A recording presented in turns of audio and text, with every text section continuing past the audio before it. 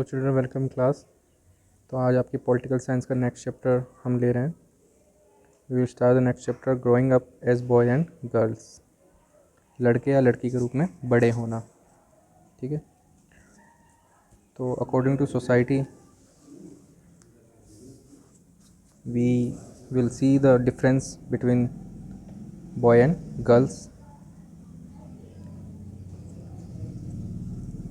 So let's start. Being a boy और girl is an important part of one's identity. ये आपके पहचान का प्रमाण होता है, एक लड़का या लड़की होना। ठीक है, सबसे पहले आपको यही जाना जाता है कि लड़का है या लड़की है। The society we grow up in teaches us what kind of behaviour is acceptable for girls and boy. ठीक है, जो समाज है वो यही सिखाते हुए हमें बड़ा करता है कि लड़के का क्या बिहेवियर होना चाहिए लड़के के प्रति और लड़की के लिए कौन सा बिहेवियर ठीक है। What boys and girls can और कैन नॉट डू, कि लड़का तो क्या कर सकता है और लड़का और क्या नहीं कर सकते लड़की हो के या लड़का हो के। We often grow up thinking that these things are exactly the same everywhere. और इन इंडिया एग्जैक्टली से फॉर दिस कंट्री कि हम जहाँ के प्रत्येक भाग में देख भी सकते हैं। ठीक है, कि एक जैसा ही चल रहा है लड़के लड़कियों के लिए। But do all societies look at boys and girls in the same way. क्या लड़के और लड़कियों को एक नज़र से देखा जाता है, एक जगह देखते हुए ट्रीट किया जाता है। We will try and answer the question in this chapter. और इस चैप्टर में हम यही पढ़ने वाले हैं कि क्या सोसाइटी एक नज़र से देखती है लड़के लड़की को या फिर कुछ डिफरेंस है। We will also look at how the difference roles assign to boys and girls prepare them for their future roles as man and women. We will learn that most society value man and women differently. और हम easily जानते हैं कि जो कई societies हैं वो, तो यहाँ बताया गया कि जो सोसाइटी में मैन और जो वुमेन है, जो आदमी औरत को डिफरेंट तरीके से देखा जाता है, उनके वर्क को भी डिफरेंट तरीके से देखा जाता है। ठीक है, अलग तरीके से वैल्यू दी जाती है। एंड जो वो वर्क करते हैं उनको भी अलग तरीके से, जैसे जो औरत जो वर्क कर रही है उसको वैल्यू लेस के हिसाब से देखा जाता है कि कोई महत्व का नहीं है, और जो आदमी कर रहा है उसको काम माना जाता है कि वो जो कर रहा है वो काम है। और this chapter will also examine how inequality between man and women area of work. ये चैप्टर आपको ये बताएगा कि काम के हिसाब से भी किस तरह इनइक्वालिटी है, असमानता है एक आदमी और एक औरत के बीच में। ठीक है, तो यहाँ हम जेंडर के हिसाब से, बॉय गर्ल मैन और वुमेन के हिसाब से इनमें डिफरेंस देखेंगे, सोसाइटी ने किस तरह यहाँ डिफरेंस क्रिएट कर रखा है। तो नेक्स्ट पेज पे है ग्रोइंग अप इन समोआ इन 1920 की 1920 ईयर में। समोआ एक जगह का नाम है, वहाँ पे किस तरह बच्चे बड़े होते थे वो बताया गया है। तो यहाँ देखिए, the Samoan island are part of a large group of small island. कि जो समोन आइसलैंड है वो कई छोटे छोटे आइसलैंड का ग्रुप है in the southern part of, दक्षिणी भाग किसके, प्रशांत महासागर के, पैसिफिक ओशन की। In 1920 according research reports and Samoan society children did not go to school. वहाँ के जो बच्चे हैं वो स्कूल नहीं जाते थे। 1920 की बात हो रही है ये, एक रिसर्च रिपोर्ट के अनुसार। दे लर्न मैनी थिंग, वो बहुत सी चीज़ें सीखते थे। कहाँ कैसे सीखते थे देखिए, such as how to take care of children और household work from older children adults.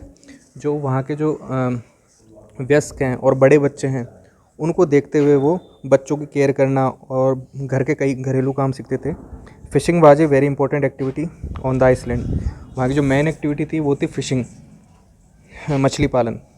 Young people there for learn to undertake long fishing expeditions but they learn these things at different points in their childhood. ठीक है, fishing उनका था और ये वो सीखते थे वहाँ से। तो यहाँ बताया गया है कि जो जवान हो जाते थे आदमी जब, तो वो अभियान दलों के रूप में फ़िशिंग करने या मछली पकड़ने के लिए जाते थे। बट दीज थिंग जो अपने बचपन में कई आयामों में वो सीख लेते थे इस चीज़ को, मछली पालन वगैरह। ठीक है, बचपन में ही सिखा दिया जाता था उनको। As soon as basics could walk their mothers other adults no longer look after them. और जैसे ही बच्चा चलना शुरू करता था, ठीक है, तो द मदर्स और other adults no longer look after him. तो जो उसकी माँ होती थी और अदर वयस्क होते थे वो उसका ध्यान रखना बंद कर देते थे। Older childrens often as young as 5 years old took over this responsibility. जो 5 साल के बच्चे या उससे बड़े हैं, ठीक है, वो उन बच्चों का फिर ध्यान रखते थे। Both boys and girl looked after their younger siblings, ठीक है। और ऐसा नहीं कि लड़कियाँ ही, दोनों लड़के और लड़की जो 5 साल के ऊपर के बच्चे या जवान होते थे, ठीक है, वो अपने छोटे बहन भाइयों का ध्यान रखते थे, siblings. But by the time a boy was about 9 years old he joined the order boy in learning outdoor jobs like fishing and planting coconuts. जैसे वहाँ का जो बच्चा होता था, यानी कि मेल चाइल्ड बॉय, वो 9 साल का होता था, तो वो अपने से बड़े बच्चों को ज्वाइन करता था, किसके लिए, मछली पालन सीखने के लिए और कोकोनट्स को। तो यहाँ देखिए जो बच्चे हैं, लड़के हैं, वो तो 9 साल बाद बड़ों के साथ मिलकर काम करने लग जाते हैं, फ़िशिंग और कोकोनट प्लांटिंग का, मतलब नारियल। और जो गर्ल हैं, जो गर्ल देखिए, वो कंटिन्यू रखती हैं बच्चों की देख रेख का और वयस्कों की देखभाल करने का, ठीक है, टिल दे वर टीनेजर, जब तक वो टीनेजर नहीं हो जाती। टीनेजर मतलब किशोर नहीं हो जाते। ये जो 13, 14, 15 में टीन लगा हुआ है, तो ये आयु जो कहलाती है टीनेजर कहलाती है। But once they become teenager they had much more freedom, लेकिन जैसे वो टीनेजर होते हैं उन्हें बहुत आज़ादी मिल जाती है। आफ्टर द एज ऑफ 14, जो 14 साल की उम्र के बाद, girl also went to fishing trips. जो लड़कियां हैं वो भी मछली पालन के लिए, मछली को पकड़ने के लिए जा सकते हैं। Work in the plantation, learn how to view baskets, cooking was done in special cooking houses. तो वो भी प्लांटेशन, फिशिंग, इन सब के लिए जा सकती हैं, ठीक है। और स्पेशल जो कुकिंग हाउस है, वहाँ कुकिंग के में वो हाथ बटाती हैं। Where boys were suppose to do most of the work while girls help with the preparation. जो वहाँ पे खाना बनाने के लिए प्रिपरेशन में हेल्प करती हैं लड़कियाँ, जो खाना जो बनाते हैं वो काम करते हैं लड़के, मतलब यानी कि रोटी सब्जी बनाने का काम तो उनका है, और जो सब्जियाँ काटने पीटने जो ये काम होते हैं वो लड़कियाँ करती हैं। तो प्रीवियस हमने पढ़ा, ये था समोआ का, जो बच्चे किस तरह बड़े होते हैं समोआ द्वीप में। तो वहाँ देखा कि 9 साल के बाद तो लड़के जा सकते हैं, फ्री होते हैं मछली पालन तथा बड़ों के साथ जो भी काम करने के लिए। और जो लड़कियां हैं वो टीनेजर होने के बाद उन्हें सारी स्वतंत्रता मिल जाती है, फिर वो एक साथ मिलकर काम करते हैं, फिशिंग और अदर काम, जो प्लांटेशन है, पेड़ वेड़ लगाना, जिस कोकोनट प्लांटिंग, तो फिर वो साथ करते हैं। अब देखिए growing up mail in Madhya Pradesh in 1960, वो 1920 की बात थी समूह की। 1960 में देखिए मध्य प्रदेश में जो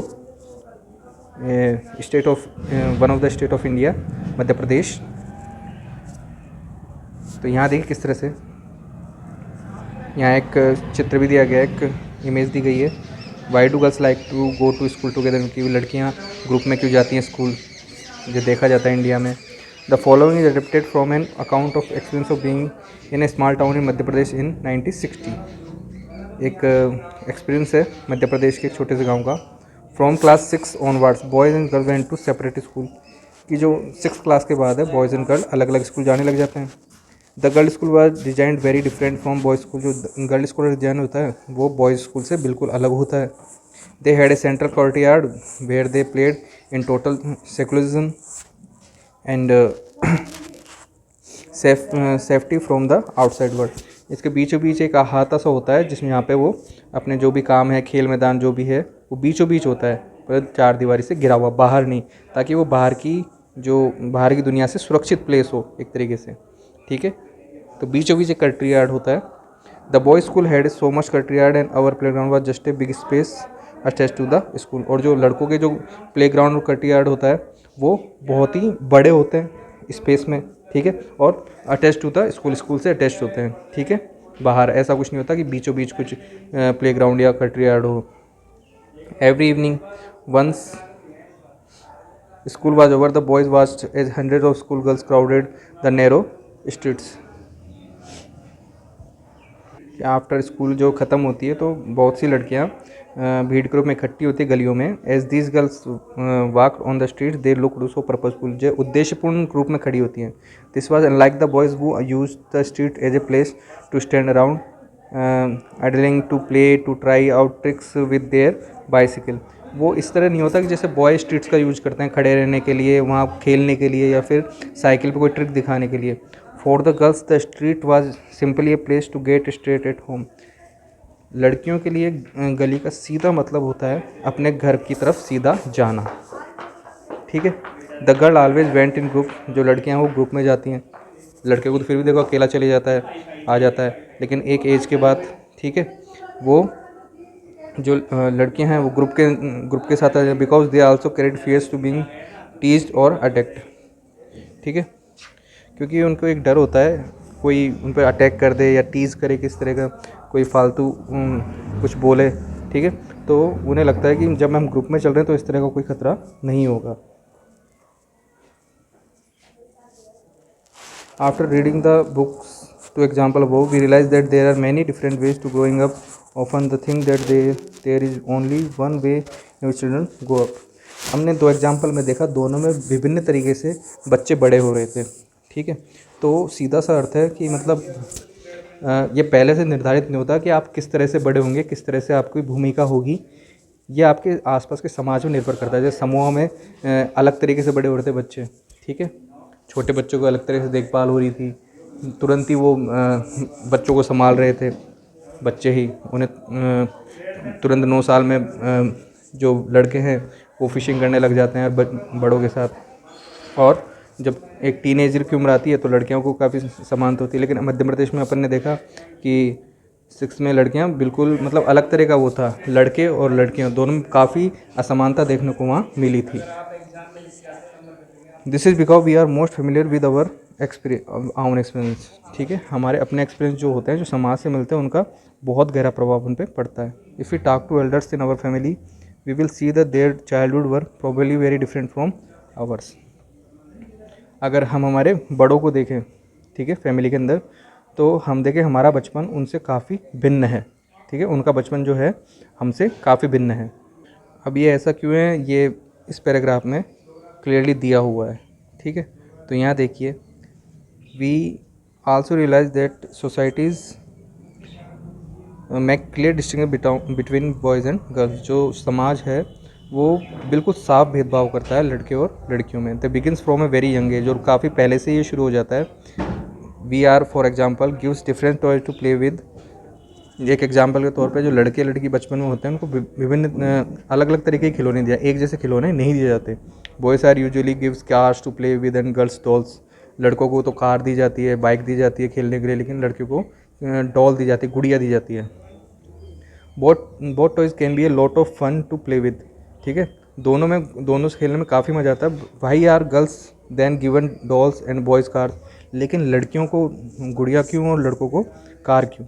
toys become a way of telling children that they will have different future. ये लड़के और लड़कियों को शुरू में ही बता दिया जाता है खिलौने देकर कि उनका भविष्य है वो आगे जाके बिल्कुल अलग होगा।